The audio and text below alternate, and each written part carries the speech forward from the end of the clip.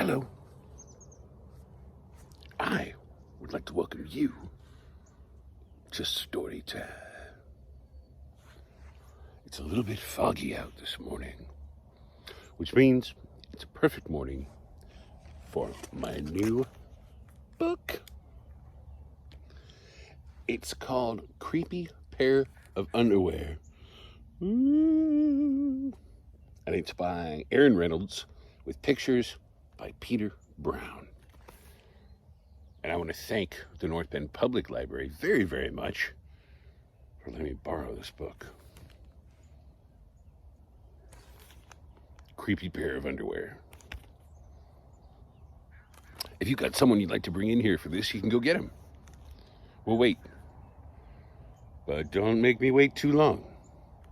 It's a little bit scary. Okay. Ready? Okay, kid. Creepy pair of underwear.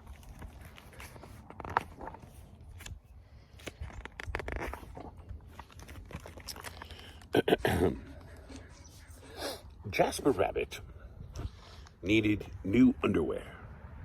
On Thursday, Mom took him to the underwear store, grabbed the last 3 packages of plain white. But as they headed for the checkout, Jasper spotted them. Creepy underwear. So creepy. So comfy. Mom, can we get these? Jasper pleaded. I think they're a little too creepy, said Mom. They're not creepy. They're cool. They're cool, said Jasper. I'm not a little bunny anymore. I'm a big rabbit now. Mom agreed to buy 1 pair. That night, Jasper wore his creepy underwear to bed. Do you want me to leave the hallway light on? Asked Dad. Dad, I'm not a little bunny anymore, said Jasper. I'm a big rabbit now. As Dad shut the door, that is when Jasper noticed the underwear glowed. A ghoulish, greenish glow. Whoa.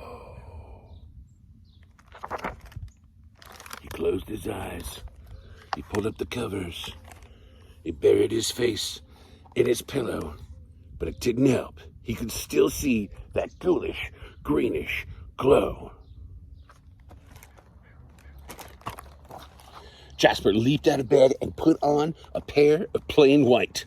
He stuffed the creepy underwear into the bottom of his laundry hamper, and he finally fell asleep. But when he got up the next day, he was wearing the creepy underwear. Oh my gosh. Jasper threw them in the garbage can. He was still a big rabbit. He wasn't scared of anything, but he was done with scary underwear. After school, Jasper was doing his homework when he heard a scratchy, scraping sound coming from his dresser. He opened the drawer and they were back, creepy underwear, staring at him with that ghoulish, greenish glow. Creepy underwear. Creepy underwear. He snatched the creepy underwear from out of the drawer and he grabbed a big envelope with some stamps and he mailed them to China. Bye-bye, scary underwear, he said, dropping the package in the mailbox. When he opened the front door the next morning, there they were! And were those chopsticks? His creepy pair of underwear had somehow returned from China, and it had brought back souvenirs. Oh. Jasper grabbed his mom's good sewing scissors. She didn't like him using them, but this was an underwear emergency. Dun dun. This time, the creepy underwear was gone for good. At bedtime, he slowly opened his underwear drawer. Nothing. Just plain white undies. And he searched under his bed. And he shook out his lampshades. And whew, there was no sign of creepy underwear. He went into the bathroom to comb his ears.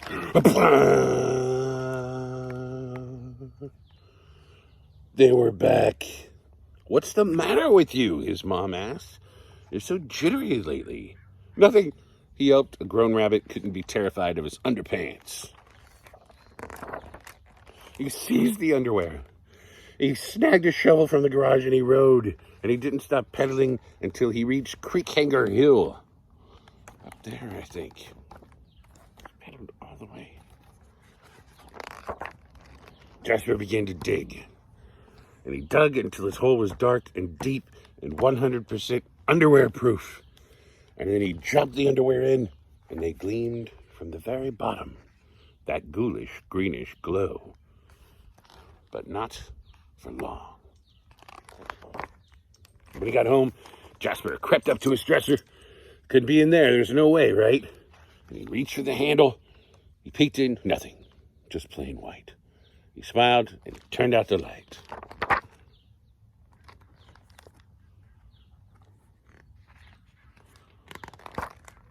There was just one problem. It was really dark in here, even for a big rabbit. Jasper turned on the light. He looked at his non-glowy pair of plain white and he knew what he had to do.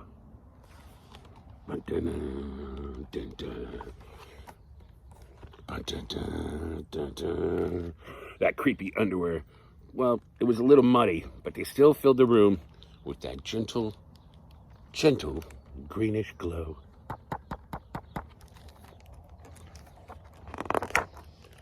The next day, Jasper gathered his allowance money and went to the underwear store all by himself, just like a big rabbit. That night, Jasper wasn't scared at all. As he lay down to sleep, he smiled, and so did his underwear, because they'd finally found somebody who wasn't scared. Creepy underwear. Creepy underwear.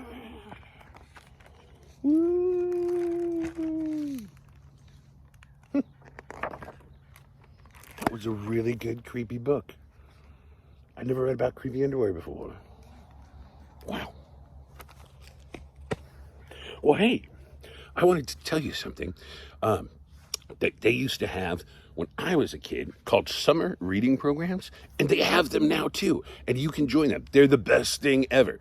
Usually what happens is in the summertime at the library, there's like a theme or something, and then you sign up and you get all this paperwork. For instance, at the North Bend Public Library right now, they are starting their summer reading program, and it's called Imagining Your Story. And it's got a cool cat, and you get all this cool stuff. And so you should find out about it. And it's got activities, and you get a bookmark, and there's virtual library shows, and take and makes where they give you some cool things to do, and there's puzzles, and all around reading really cool books. And it's one of my very favorite things to do. You should check it out. It's at the North Bend Public Library, 541-756-0400 or northbendoregon.us/library. Well, I want to thank you for coming to Storytime. If you've got a book you think we should read, just let me know. Or if you got someone you think I should say hello to, just put it in the comments. All right. I think we'll have another Storytime on Monday. In the meantime, let's go join a reading program. Boy, I bet you I can read more books than anyone. Well, we'll see.